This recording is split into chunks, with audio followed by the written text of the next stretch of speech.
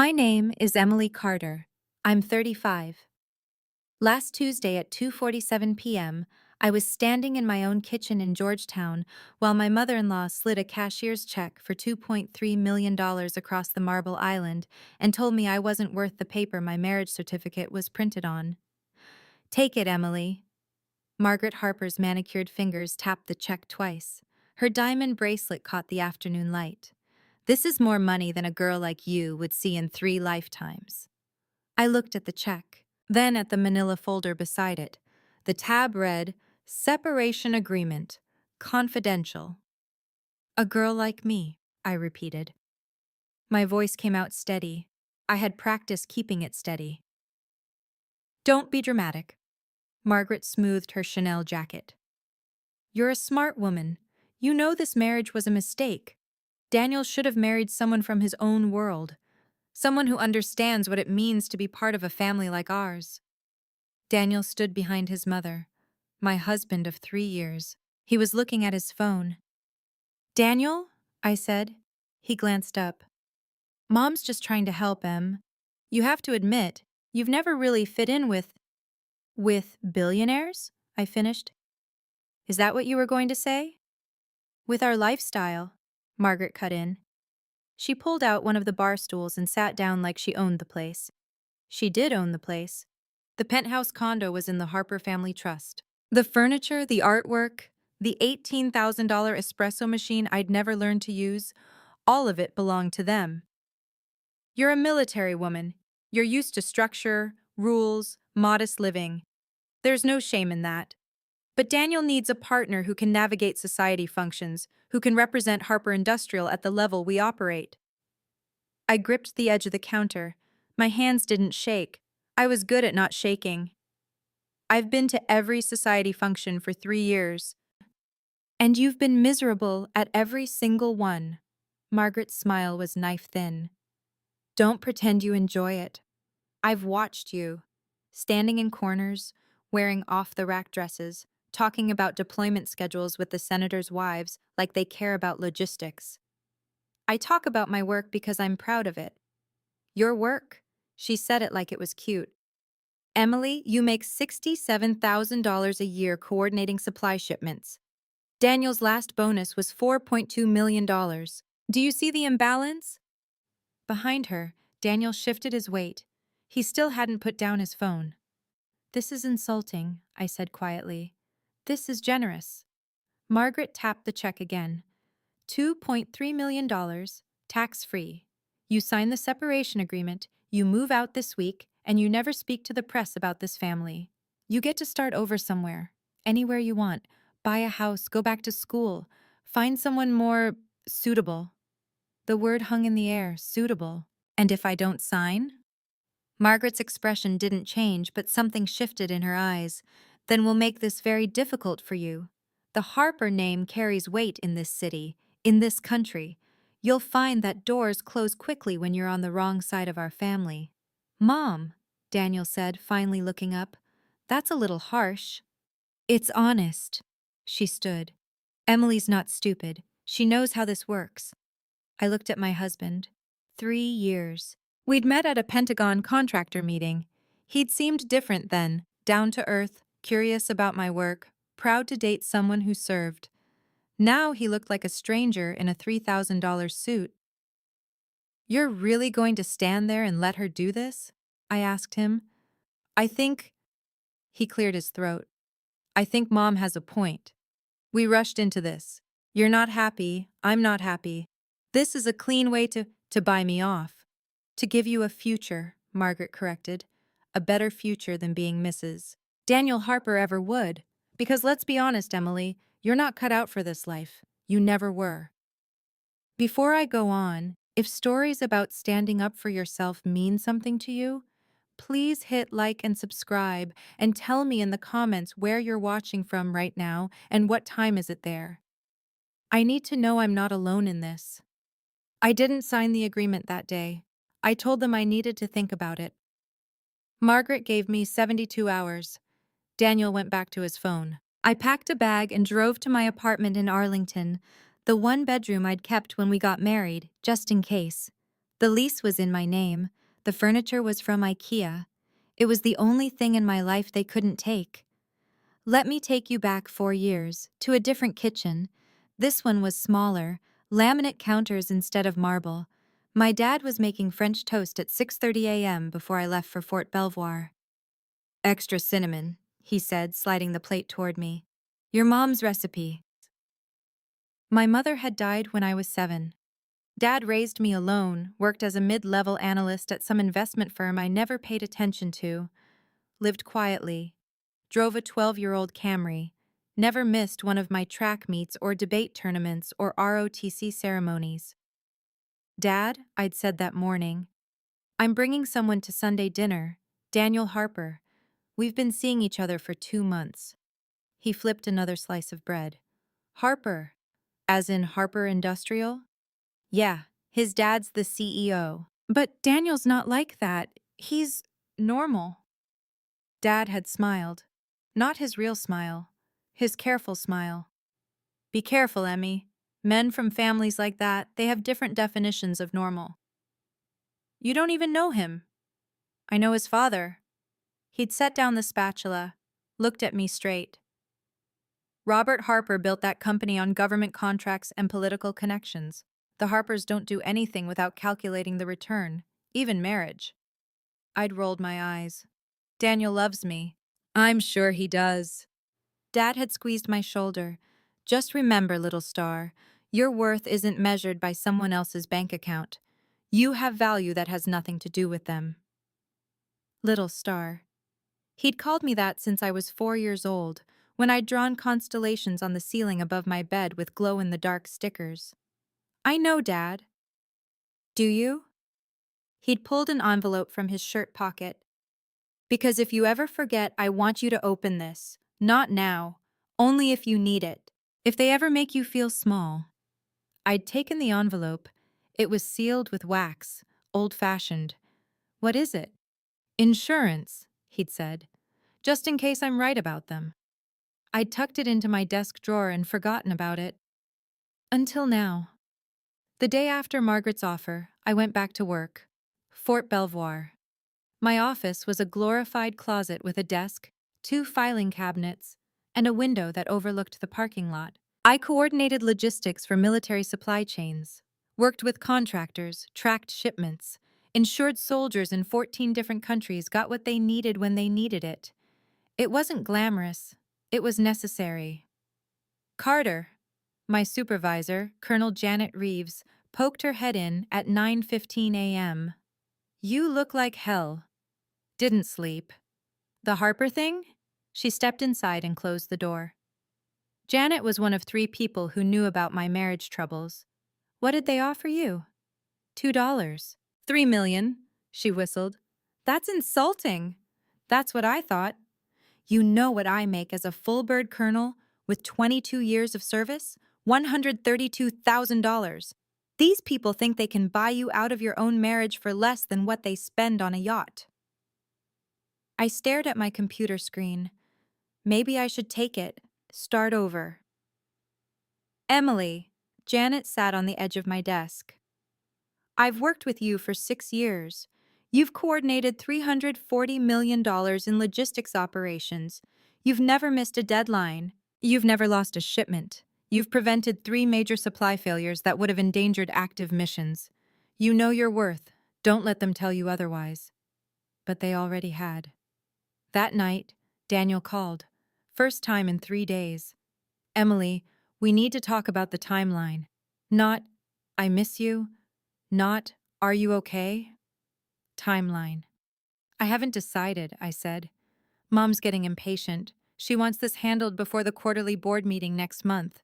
It's not good optics to have uncertainty. Uncertainty? That's what I am now? You know what I mean. His voice had that edge, the one he used when he was annoyed. This doesn't have to be ugly, just sign the papers, move on. What if I don't want to move on? What if I want to fight for our marriage? Silence. Then, there's nothing to fight for, we both know that. The line went dead. I sat on my IKEA couch for 20 minutes. Didn't cry. Couldn't cry. Something else was happening, something hardening behind my sternum like cement setting. I pulled out my laptop, started searching. Margaret Harper, Robert Harper, Harper Industrial. The company had been in the Harper family for 47 years. Started by Robert's father, grew from a small manufacturing firm into a multi-billion-dollar defense contractor. Revenue last year, $12.3 billion. Robert was CEO. Margaret sat on the board. Daniel was VP of Strategic Development. I dug deeper. Shareholder information, SEC filings. The Harper family owned 34% of the company, controlling interest. But there were other major shareholders, institutional investors, private equity firms. And then I saw it. A filing from 8 years ago. An individual shareholder had purchased a significant stake, 8.7% of Harper Industrial. The name was listed as RC Holdings LLC, RC Richard Carter, my dad. I stared at the screen, read it 3 times, checked the date, May 2018, 4 months before I met Daniel. My father owned nearly 9% of my husband's family company. My hands were shaking now. I grabbed my phone, called Dad. Emmy, it's 11 at night. Dad, my voice cracked. RC Holdings. That's you. Pause. Long pause. You found it. You own part of Harper Industrial. You've owned it for 8 years. You never told me. I couldn't. His voice was steady, sad. Not until you needed to know. I don't understand. Remember the envelope I gave you? The one I said was insurance? I looked at my desk, the drawer. The envelope was still there, buried under old bills. Go get it, Dad said. Open it now. It's time. I pulled it out, broke the wax seal. Inside was a single sheet of paper. A letter in my father's handwriting. Dear Emily, if you're reading this, then the Harpers have done exactly what I knew they would do. They've tried to buy you out. They've made you feel worthless. They've treated you like you're beneath them. I need you to know something. I saw this coming the day you told me about Daniel. I've known Robert Harper for 30 years. We worked together early in my career. I know how that family operates.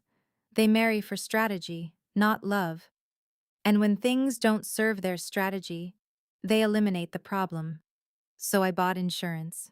8 years ago, I purchased 8.7% of Harper Industrial. Cost me everything I'd saved, plus loans I'll be paying off for the rest of my life, but it was worth it. Because now I'm the second largest individual shareholder in their company, and they have no idea. The board meeting is March 28th. If you need me, I'll be there. Just say the word. You are not beneath them, little star. You never were. All my love, Dad. March 28th. That was in 3 weeks. I called him back. How much is 8.7% worth? At current valuation, $8.2 billion. My vision blurred. You're a billionaire. On paper, can't touch most of it without triggering tax events and selling shares. But yes, technically. He cleared his throat. I lived small on purpose, Emmy. Kept the old car, the old apartment, the normal life. Because I knew if they ever found out, they'd treat you differently. They'd think you married Daniel for access to our combined wealth. Why didn't you tell me? Would you have believed that Daniel loved you for you? Or would you have always wondered? His voice broke. I wanted you to have a real chance at happiness. I'm sorry it didn't work out that way. I sat on the floor, the letter in my lap. What do I do?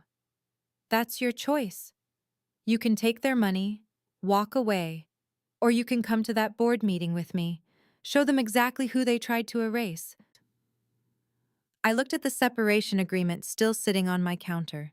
$2.3 million. A fortune to most people. Pocket change to the Harpers. I need time to think. You have 3 weeks, Dad said. But Emily, whatever you choose, I'm proud of you. Always have been. The next 2 weeks were a blur.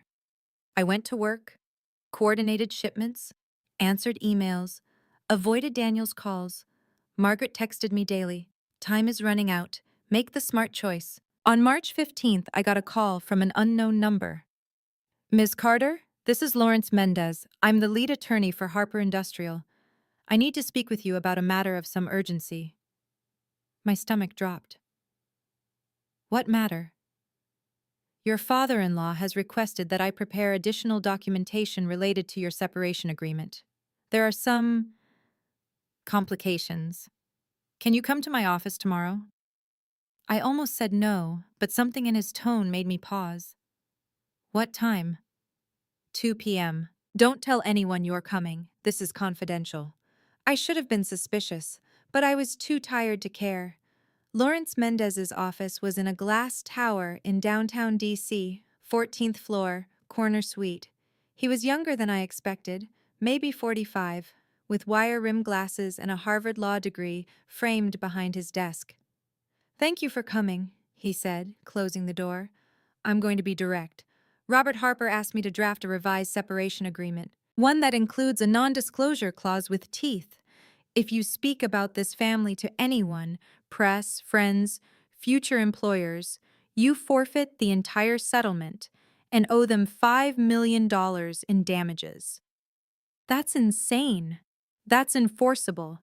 He slid a folder across the desk. He also wants you to sign an affidavit stating that you married Daniel under false pretenses, that you misrepresented your financial situation and family background.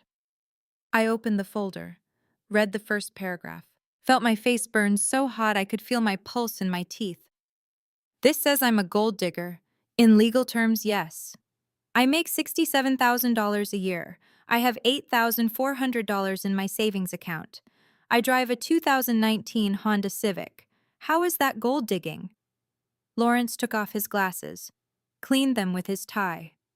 Ms. Carter, I'm going to tell you something I probably shouldn't. I've worked for the Harper family for 11 years. I've seen them do this before. 3 times, actually. Daniel's first engagement ended with a similar agreement. His cousin's divorce. His sister's annulment. The Harpers don't like loose ends. Why are you telling me this? Because I'm also your father's attorney. I stared at him. Richard Carter hired me 8 months ago. Asked me to keep an eye on things. Make sure the Harpers didn't try to bury you. He pulled a different folder from his desk drawer. Your father is a very smart man, and he's been planning for this conversation for a long time. He opened the folder. Inside were documents, lots of documents. Stock certificates showing your father's ownership in Harper Industrial, SEC filings, shareholder agreements, and this, he pulled out a letter. A formal request to address the board at the March 28th quarterly meeting. As a major shareholder, he has that right. Robert Harper can't refuse. What's he going to say? That depends on you. Lawrence leaned forward. You can sign their agreement, take the money, disappear, or you can show up at that board meeting and let your father reveal what he's been hiding for 8 years. Either way, I'll support your decision. I looked at the 2 folders, 2 futures. If I go to the meeting, what happens? The truth comes out.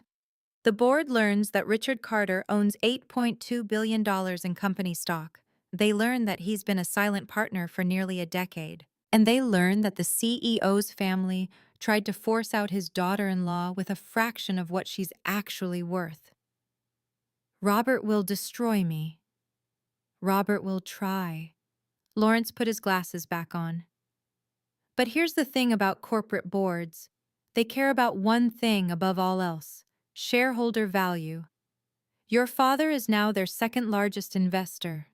They'll listen to him, and if Robert tries to retaliate against you, your father can call for a vote of no confidence. He has the shares to make it hurt. I thought about Margaret's face, her diamond bracelet, her voice saying, "A girl like you." I want to go to the meeting. Lawrence smiled. I was hoping you'd say that. The next week, I prepared, went to work every day, coordinated a critical shipment to a base in Kuwait, $4.7 million in equipment, 0 delays, 0 errors. Colonel Reeves wrote me a commendation. I filed it with my service records. On March 27th, the night before the board meeting, Daniel called. Emily, I heard something insane. Someone told Dad that your father bought stock in the company. Please tell me that's not true. I sat on my couch, looked at the separation agreement, still unsigned on my coffee table. It's true. How much stock? Enough. Silence. Then, why wouldn't you tell me? I didn't know until 2 weeks ago. Jesus, Emily. His voice rose.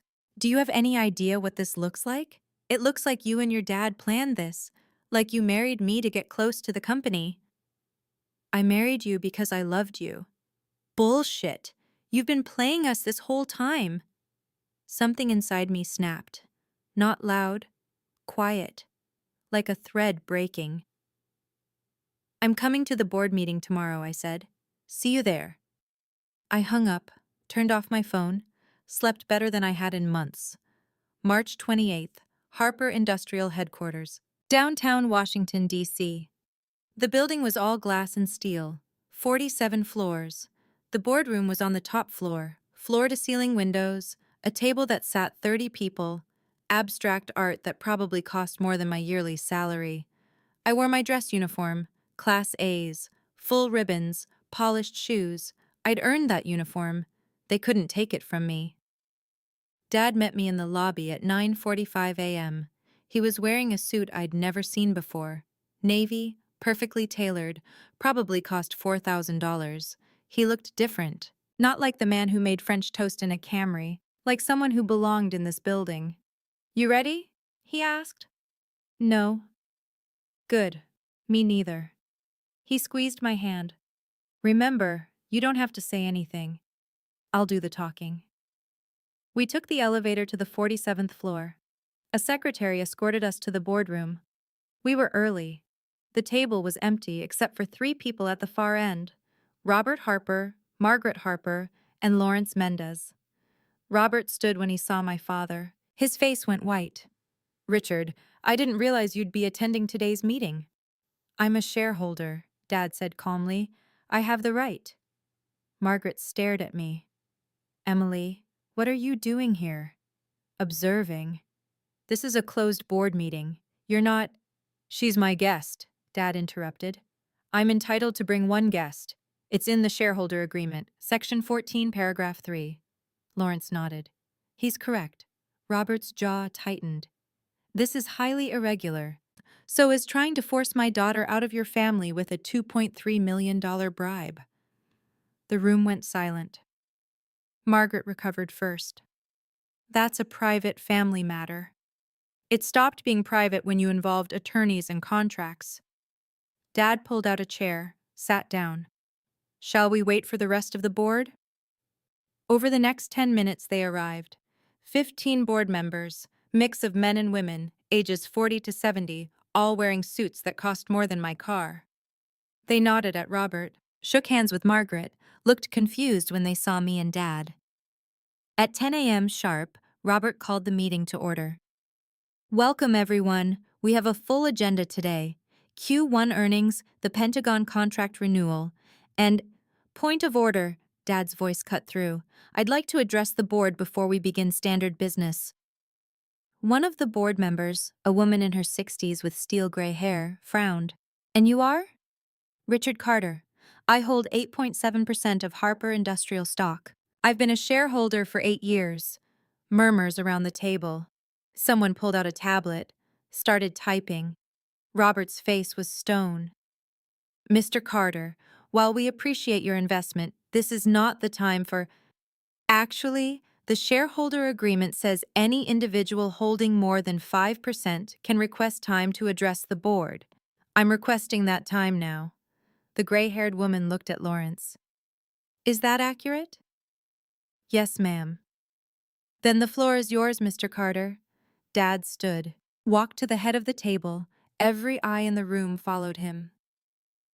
8 years ago, I invested everything I had into this company, took out loans, sold assets, bought 8.7% of Harper Industrial stock when it was trading at $340 per share. Today, it's worth approximately $8.2 billion. More murmurs. Someone whispered, 8 billion? I did this, Dad continued. Because I believed in Robert Harper's leadership. I believed this company had a strong future. And I was right. Revenue has increased 34% since I bought in. Stock price has tripled. You've secured major government contracts. On paper, this board has done an excellent job. Robert relaxed slightly. We appreciate your confidence. But there's a problem. Dad's voice hardened. This board operates under the assumption that shareholder value is all that matters, and while that's true in business, it's not true in life. 3 weeks ago, Robert Harper's family offered my daughter $2, $3 million to divorce his son and disappear. They presented her with a contract that would have silenced her forever. They called her a gold digger. They told her she wasn't good enough for the Harper name. The room erupted, voices overlapping. Is this true? Robert, what is he talking about? Who is his daughter? I stood. Every head turned to me. My name is Emily Carter. I'm married to Daniel Harper. I'm also a logistics officer in the U.S. Army. I serve my country. I've never asked the Harper family for money. I've never wanted their money. I wanted a marriage based on love and respect. Apparently, that was too much to ask. Margaret shot to her feet. This is absurd. Emily, you're making a scene. Let her speak. The gray-haired woman's voice was sharp. Continue, Miss Carter. I pulled out my phone, opened my photos, projected onto the screen at the front of the room. The separation agreement appeared. 15 board members leaned forward to read it. $2.3 million in exchange for my silence, in exchange for signing an affidavit saying I married Daniel under false pretenses. I scrolled to the next image. This is my financial disclosure from last year. I made $67,000. I have $8,400 in savings. I drive a used Honda. I live in a one-bedroom apartment in Arlington. I am not a gold digger. I'm a soldier who fell in love with the wrong man. Daniel was in the corner of the room. I hadn't seen him come in. His face was red. Emily, stop this. Why? Embarrassed? I looked at the board. On March 15th, 2024, at approximately 3 p.m., I was supposed to be at a meeting at the Pentagon. According to the separation agreement, that's the day and time I allegedly forged a power of attorney document to access Harper family accounts. I pulled up another image, my military access log. Here's my badge swipe record. March 15th, 2 p.m. to 6:30 p.m., Pentagon Building, Corridor 7. I was in a classified logistics briefing with 14 other officers. I have witness statements, security footage, signed attendance records. I was never anywhere near a notary. I was serving my country. The gray-haired woman looked at Robert. Did you verify any of these allegations before including them in a legal contract? Robert's mouth opened, closed. Margaret stood. This is a setup. Richard Carter planned this. He bought stock to manipulate. I bought stock, Dad interrupted, because I'm a good investor, and because I knew there was a chance my daughter would need protection from people who measure worth in dollars instead of character. He pulled an envelope from his jacket, handed it to Lawrence, who distributed copies around the table. These are character references for my daughter. From her commanding officer, from her supervisor at Fort Belvoir, from 3 senators whose staff she's worked with on defense appropriations. Every one of them describes Emily Carter as professional, honest, and dedicated. Not one of them mentions her marriage to a Harper, because her value has nothing to do with your family. One of the board members, a man in his 50s, cleared his throat. Robert, did you authorize your wife to offer Ms. Carter a settlement? It was a family matter. Using company resources? Company attorneys? The man gestured at Lawrence. This firm is on retainer with Harper Industrial. If Mrs. Harper used company counsel to draft a personal separation agreement, that's a misuse of corporate funds. Margaret's face flushed. That's ridiculous. Lawrence works for the family. Lawrence works for the company, the gray-haired woman corrected. And if what Mr. Carter is saying is true, you've created a liability. If Ms. Carter had signed that agreement under false pretenses, she could have sued the company for fraud. We could have been exposed to millions in damages. Robert stood. This is all speculation. Emily is clearly upset about her marriage. She's a shareholder's daughter. Dad's voice was ice. And she's married to your son, which means her treatment reflects directly on this company's values. You tried to silence her, you tried to erase her, and you did it without verifying a single fact. The room went quiet. Outside the windows, DC sprawled in every direction. I could see the Washington Monument, the Capitol, the places where real decisions were made. The gray-haired woman looked at me. Miss Carter, what do you want? I thought about Margaret's bracelet, the marble kitchen, the life I'd never wanted. I want a divorce. On fair terms. No accusations. No lies. Just two people who made a mistake. That's reasonable, she said. Then she looked at Robert. Make it happen. And Robert, I'm calling for a review of how this family uses company resources for personal matters. We'll discuss it at next month's meeting. Robert's face went purple. Patricia, you can't. I can. I'm the lead independent director, and I just watched you create a legal liability because you couldn't be bothered to verify your own daughter-in-law's alibi. Patricia stood. This meeting is adjourned. Everyone except Robert, Margaret, and Mr. Carter, please leave. The board members filed out. I started to follow, but Dad caught my arm. Stay, he said quietly. When the door closed, it was just the six of us. Me, Dad, Robert, Margaret, Daniel, Patricia. Patricia looked at Daniel. You've been silent this entire time. Why? Daniel's voice was small. I don't know what to say. Did you love your wife? Yes, I think so. You think so? Patricia shook her head. Mr. and Mrs. Harper, your son is 37 years old. He's a vice president at a multi-billion-dollar company, and he just let you bully his wife out of his life without saying a single word in her defense. That's not a family problem. That's a leadership problem. She turned to me. Ms. Carter, I'm sorry. You deserved better than this. I nodded, couldn't speak. Patricia gathered her papers. Richard, I'd like to schedule a meeting with you next week. I think the board would benefit from your perspective. You've been a silent investor for 8 years. I'd like to know why. I'll be there, Dad said. She left. Robert, Margaret, and Daniel stood frozen. Finally, Robert spoke. You planned this. Both of you. No, Dad said. I planned to protect my daughter if you ever showed your true colors. You planned to erase her. There's a difference. Margaret's voice shook. You have no idea what you've done. The board will do what's best for shareholders. And I'm now the second largest shareholder in this company, so I suggest you start treating my family with respect. He took my hand. We walked out together. In the elevator, I finally started shaking. Dad pulled me into a hug. You were perfect, he whispered. I'm so proud of you, little star. I can't believe you did all this for me. I'd do it again in a heartbeat. When we got to the lobby, my phone buzzed. A text from Daniel. Can we talk, please? I deleted it. 3 months later, the divorce was finalized. Fair terms.